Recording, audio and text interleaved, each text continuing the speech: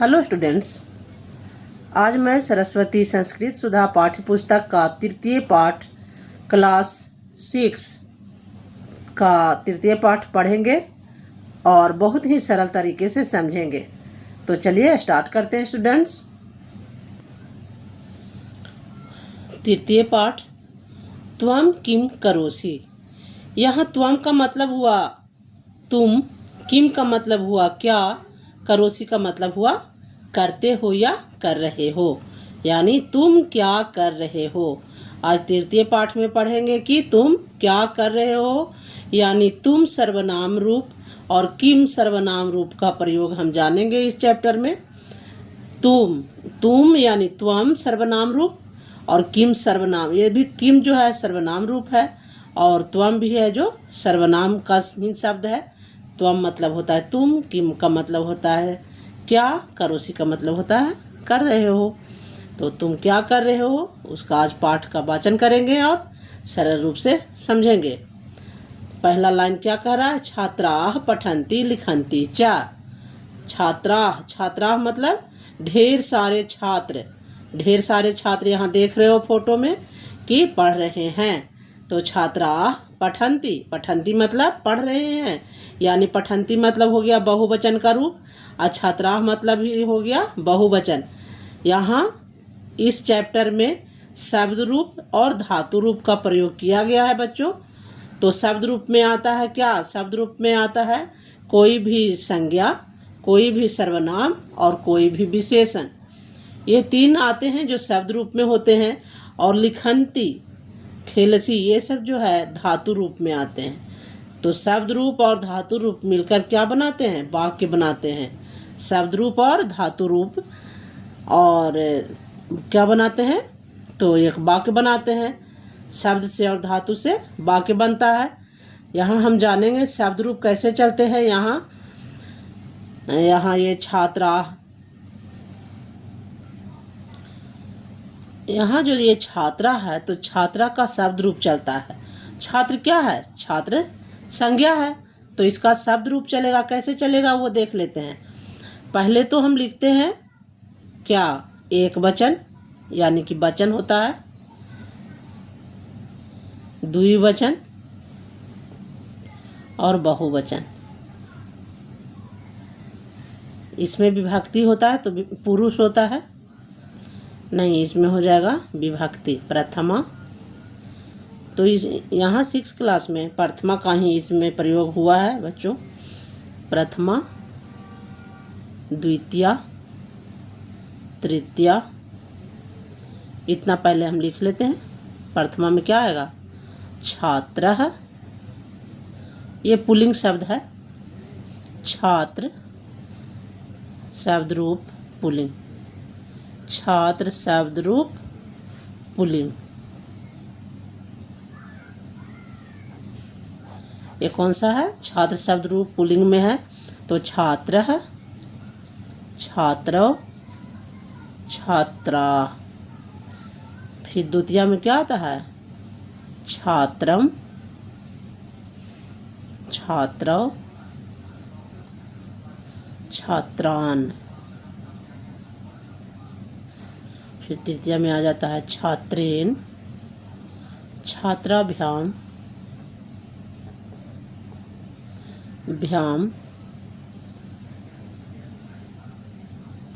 छात्रै, है ना। बस तृतीया तक ही देखते हैं हम। उसके बाद ये लिखन्ति जो है धातु रूप है, धातु रूप भी देख लेते हैं।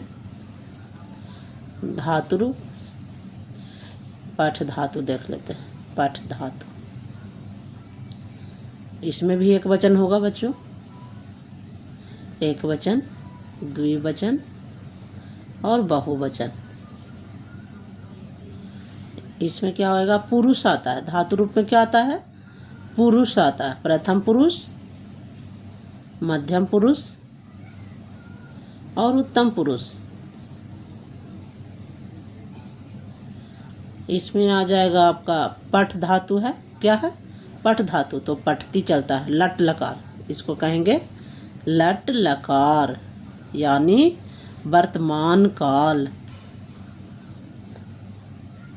वर्तमान काल इसको कहते हैं। लट लकार मतलब वर्तमान काल। तो होगा पठति, पठतः, पठन्ति, पठसि, पठथः, पठत्, पठामि, पठावः, पठामः।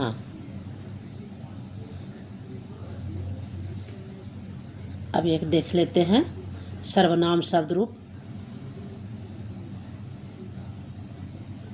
सर्वनाम शब्द रूप देख लेते हैं। सर्वनाम शब्द रूप में क्या आएगा बच्चों? इसमें भी एक वचन आएगा, एक वचन, द्विवचन और बहुवचन। इसमें भी आएगा प्रथम पुरुष, मध्यम पुरुष और उत्तम पुरुष। तो सर्वनाम में क्या होता है? तत् सर्वनाम रूप होता है, ये इसके कहते हैं तत्, यानी सह, तौ, ते, त्वं, युवां, यूयम्, अहम्, आवां, वयम्। अहम, आवाम, वयम्। इस तरह से चलता है।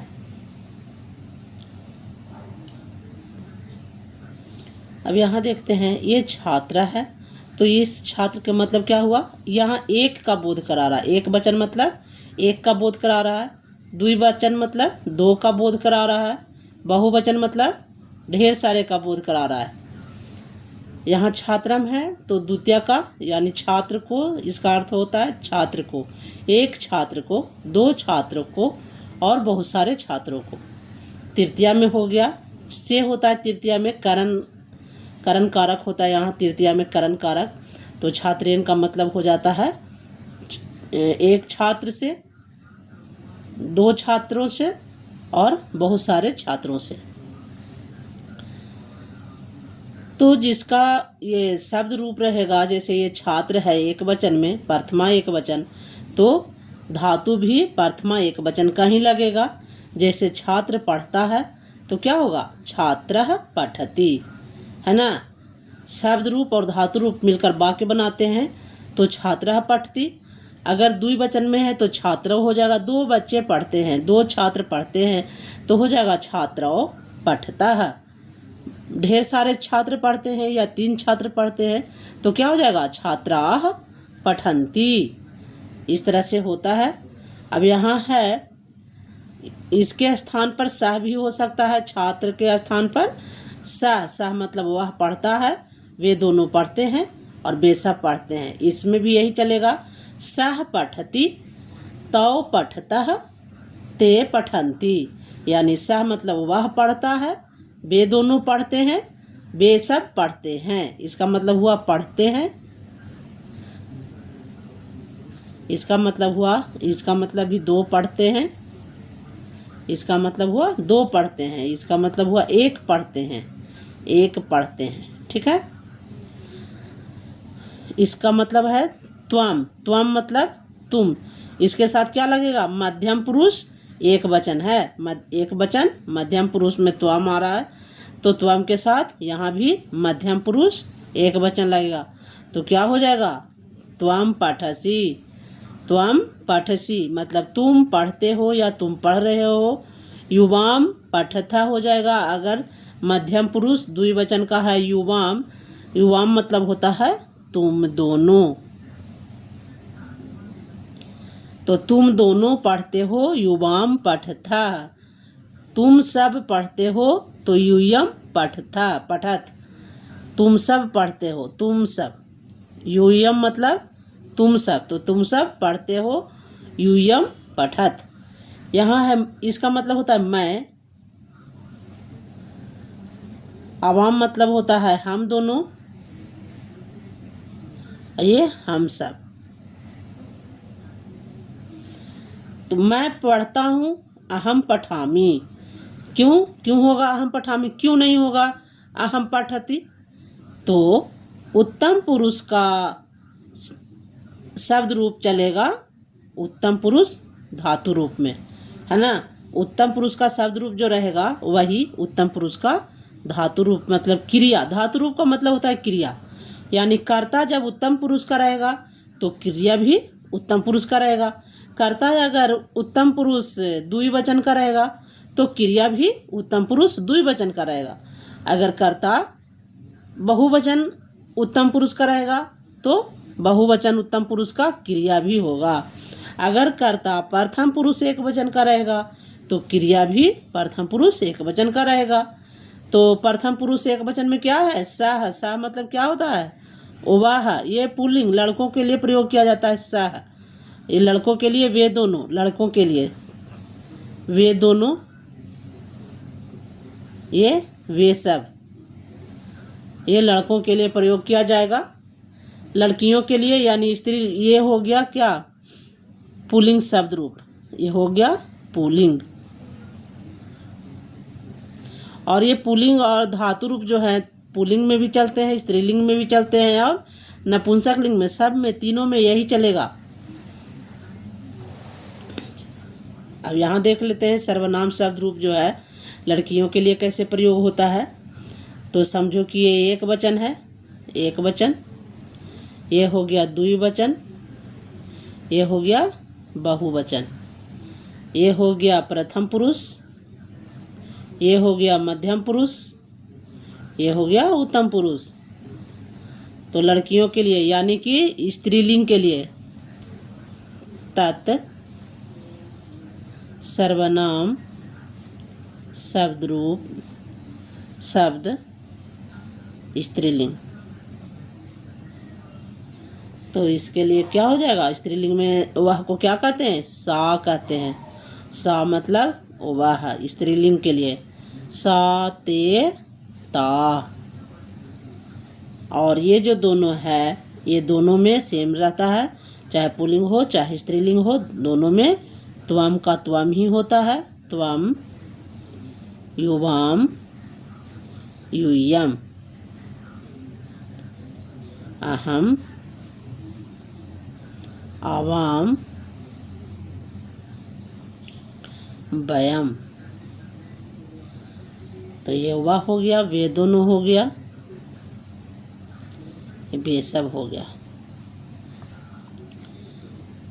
वीडियो लंबा जाएगा बच्चों,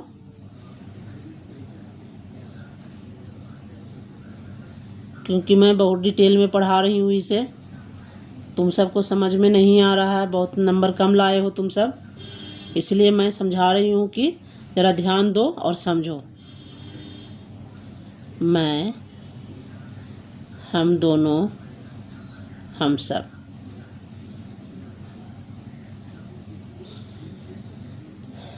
तो क्या हुआ? ये लड़की के लिए प्रयोग होगा, गर्ल्स के लिए, महिला के लिए या कोई भी स्त्रीलिंग रूप के लिए ये सा प्रयोग करेंगे। सा, ते, ता। स्त्रीलिंग का सर्वनाम शब्द कैसे चलता है? तो सा, ते, ता। यही हम यहाँ पढ़ेंगे। इतना हमने पढ़ लिया तो अब समझ में थोड़ा आसानी हो जाएगी। तो यहाँ देखिए क्या करा? अध्यापिका वदति, और इसी तरह से वदति, पठति, जो ये धातु रूप है, ये धातु रूप पठति, ये पठ धातु लट लकार, ये लट लकार में ऐसे चलता है पठति, पठता, पठन्ति, पठसी, पठता, पठत, पठामी, पठावा, पठामा। ये लट लकार वर्तमान काल का रूप है। इसका मतलब होता है पढ़ता है, पढ़ते हैं और पढ़ते हैं। तुम पढ़ते हो, तुम दोनों पढ़ते हो, तुम सब पढ़ते हो, मैं पढ़ता हूँ, हम दोनों पढ़ते हैं और हम सब पढ़ते हैं। तो ये लट लकार का है। इस तृतीय चैप्टर में, तृतीय पाठ में लट लकार का प्रयोग बताया गया है बच्चों कि तुम के साथ क्या लगेगा।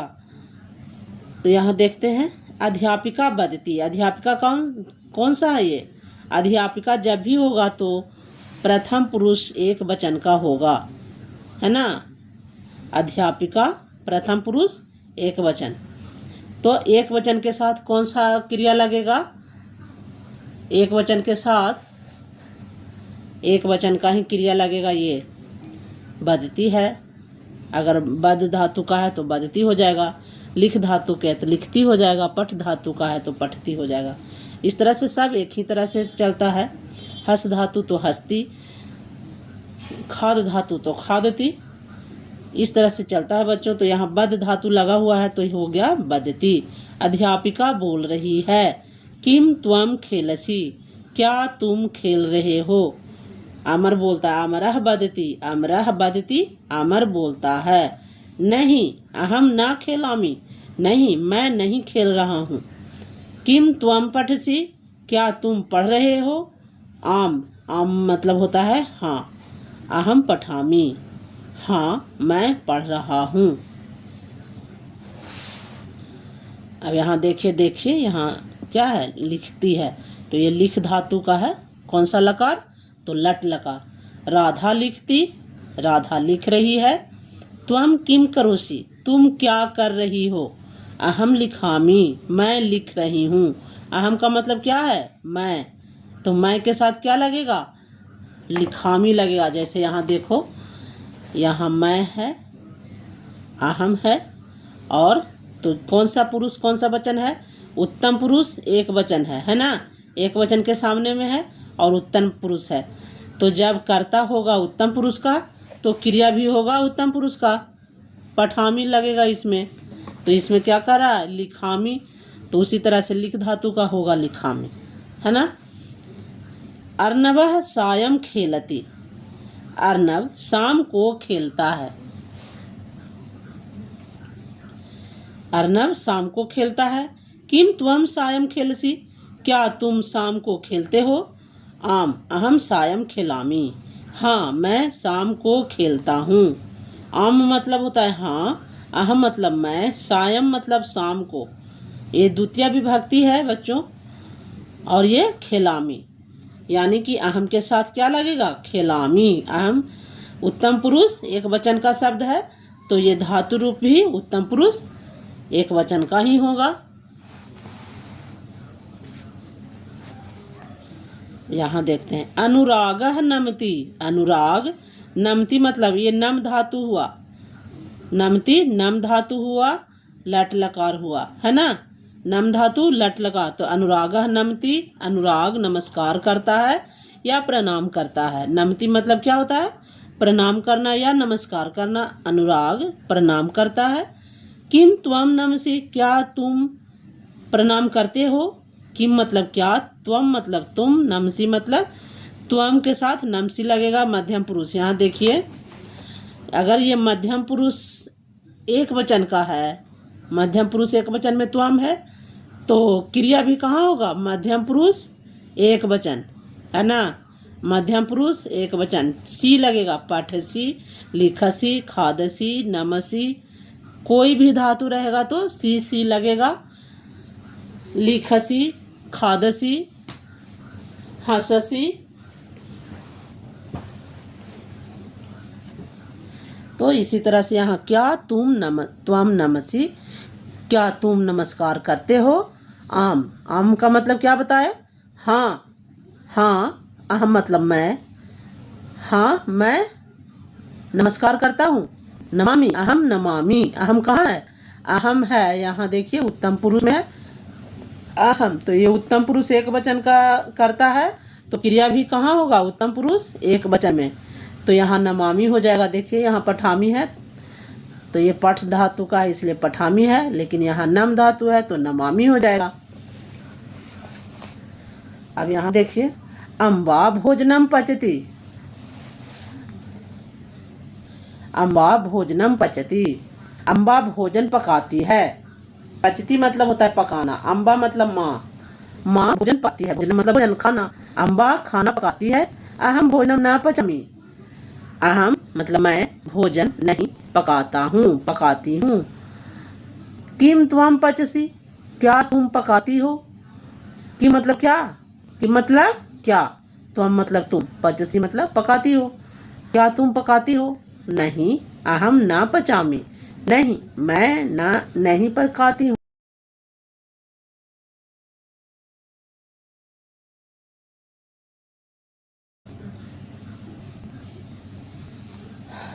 अब आगे देखते हैं। सह बदती, वह बोलता है। अहम सत्यम बदामी, मैं सत्य बोलता हूँ। वह क्या बोलता है? तो कह रहा है मैं सत्यम बदामी, मैं सत्य बोलता हूँ। त्वम बदसी, तुम बोलते हो। अहम सत्यम बदामी, मैं सत्य बोलता हूँ। सह असत्यम बदती, वह असत्य बोलता है। असत्य मतलब गलत बोलता है। अथवा त्वम असत्यम बदसी, क्या वह असत्य बोलता है अथवा तुम असत्य बोलते हो। इसका अर्थ ये हुआ, सह मतलब वह असत्य बदती, असत्य बोलते हो यानी गलत बोलते हो, अथवा या तुम असत्य बोलते हो। इधर देख लेते हैं। त्वम कुत्र गच्छसि, तुम कहाँ जाते हो। कुत्र मतलब होता है कहाँ, त्वम मतलब तुम, गच्छसि मतलब जाते हो। त्वम कुत्र गच्छसि, तो अहम तत्र गच्छामि, मैं वहाँ, तत्र मतलब वहाँ होता है, मैं वहाँ जाता हूँ।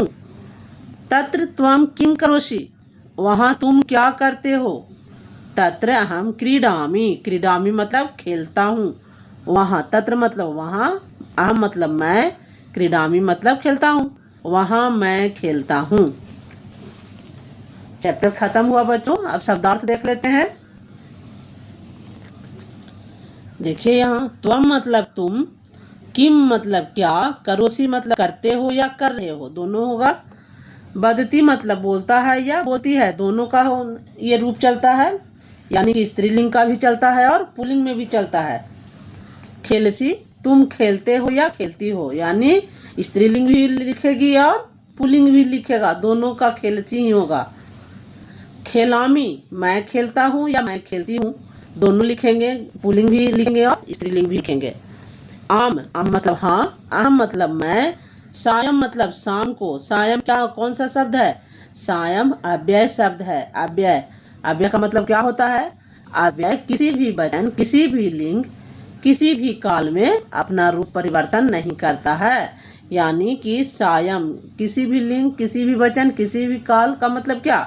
लिंग का मतलब ये हुआ कि वो चाहे तो स्त्रीलिंग रहेगा या पुल्लिंग रहेगा या नपुंसकलिंग रहेगा, तो किसी भी हाल में सायम का सायम ही होगा, है ना। सायम का सायम ही होता है।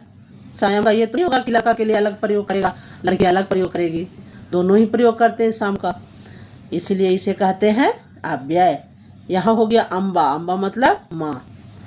भोजनम पचती, भोजन पकाती है या खाना पकाती है। पचामी, पकाता है या पकाती हूँ। बदसी, बोलते हैं या बोलती हो। सत्यम मतलब सत्य, असत्यम मतलब झूठ। बदामी, बोलता है या बोलती है, अथवा मतलब या। कुत्र मतलब कहाँ। गच्छसी मतलब जाते हो या जाती हो। तत्र मतलब वहाँ। गच्छामी मतलब जाता हूँ या जाती हूँ। यहाँ जरा सा देखिए, सर्वनाम, सर्वनाम का प्रयोग हुआ है।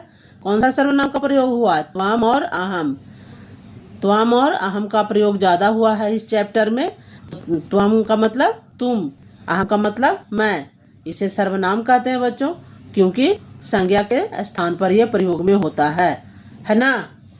अब ये धातु, धातु कौन कौन सा प्रयोग हुआ है इस चैप्टर में? तो गम धातु यानी गच्छति, गच्छसी, इस तरह का प्रयोग हुआ। पच धातु, पचती, पचता, पचंती, ये प्रयोग हुआ ना। बदती हुआ, बद धातु से बदती बना, बदती, बदता, बदंती। अव्यय प्रयोग हुआ, कौन कौन अव्यय है? सायम, सायम है जो अव्यय है। आम, आम मतलब हाँ, ये भी अव्यय है। कुत्र, कुत्र मतलब कहाँ, ये भी अव्यय है। तत्र, तत्र मतलब वहाँ, ये भी अव्यय है। अब यहाँ है उच्चारणम कुरुत, उच्चारण कीजिए। त्वम लिखसी, त्वम लिखसी मतलब तुम लिख रहे हो। तुम लिख रहे हो या लिखते हो भी हो सकता है। त्वम पठसी, तुम पढ़ते हो, तुम पढ़ते हो। त्वम खेलसी, तुम खेलते हो। तुम खेलते हो। तो यहाँ देखिए कि क्या लिखा हुआ है, त्वम। त्वम के साथ कुछ भी आएगा तो सी ही लगेगा। लिख आएगा तो लिखसी, पठ आएगा तो पठसी, खेल आएगा तो खेलसी, उसी तरह से हंस आएगा तो हंससी, और पचती पससी हो जाएगा। पकना का पचती पचता पचंती, पचसी पचथा पचत, पचामी पचावा पचामा, इस तरह से चलता है। यानी कि पच धातु के साथ पचासी हो जाएगा। उसी तरह से सारा धातु रूप चलता है बच्चों। यहाँ अहम के साथ क्या होगा, अहम लिखामी, मतलब कि जहाँ भी अहम रहेगा तो वहाँ क्या होगा, मी होगा। लिखामी, पठामी, गच्छामी, खादामी, इसी तरह से सब में मी। जैसे यहाँ देखिए अहम पठामी, अहम खिलामी हुआ ना। तो इसका मतलब हुआ मैं लिखता हूँ,